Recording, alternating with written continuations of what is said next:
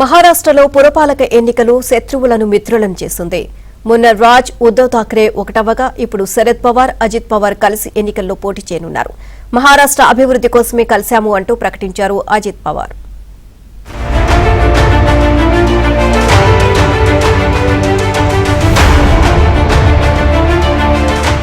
మహారాష్ట్ర రాజకీయాల్లో కీలక పరిణామం చోటు చేసుకుంది. 2026 జనవరి 15న జరగనున్న పింప్రి చించ్వడ్ మున్సిపల్ కార్పొరేషన్ ఎన్నికల నేపథ్యంలో పవార్ కుటుంబం మళ్లీ ఒక్కటైంది.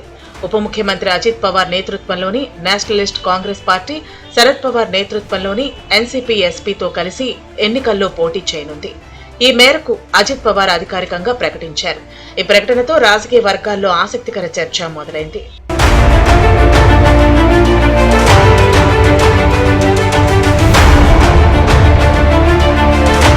పింప్రి చించ్వాడ్లో నిర్వహించిన ఎన్నికల ప్రచార సభలో మాట్లాడిన అజిత్ పవార్ కుటుంబం మళ్లీ కలిసిందని, మున్సిపల్ ఎన్నికల అభ్యర్థుల ఎంపిక సమయంలో రెండు వర్గాలు కలిసి పోటీ చేయాలని నిర్ణయించుకున్నామన్నారు. ఇది మహారాష్ట్ర అభివృద్ధి కోసమే తీసుకున్న నిర్ణయమని తెలిపారు. కొన్ని సర్దుబాట్ల తర్వాత సీట్ల కేటాయింపు జరిగిందని, అందుకు సంబంధించిన పూర్తి వివరాలను వెల్లడిస్తామని చెప్పారు.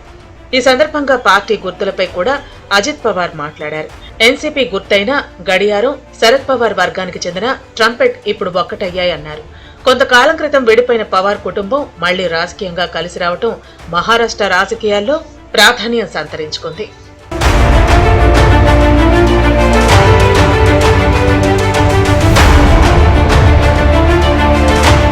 మహారాష్ట్ర వ్యాప్తంగా 29 మున్సిపల్ కార్పొరేషన్లకు జనవరి 15న ఎన్నికలు జరగనున్నాయి.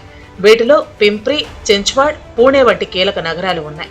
పూణే మున్సిపల్ కార్పొరేషన్ ఎన్నికల్లో కూడా రెండు ఎన్సీపీ వర్గాల మధ్య పొత్తు కుదిరే అవకాశాలపై చర్చలు కొనసాగుతున్నాయి.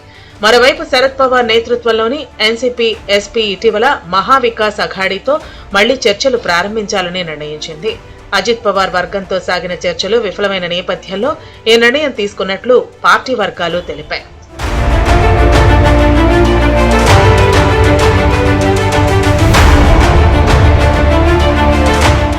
ఇదిలా ఉంటే మహారాష్ట్ర మున్సిపల్ కార్పొరేషన్ ఎన్నికలు ఠాక్రే బ్రదర్స్ ను కలిపింది.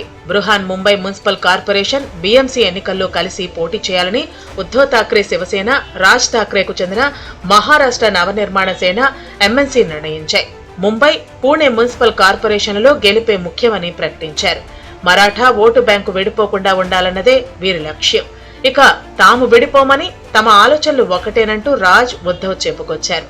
మున్సిపల్ ఎన్నికలు శత్రువులుగా ఉన్న కుటుంబాలను కలిపాయంటూ రాజకీయ విశ్లేషకులు అభిప్రాయపడుతున్నారు.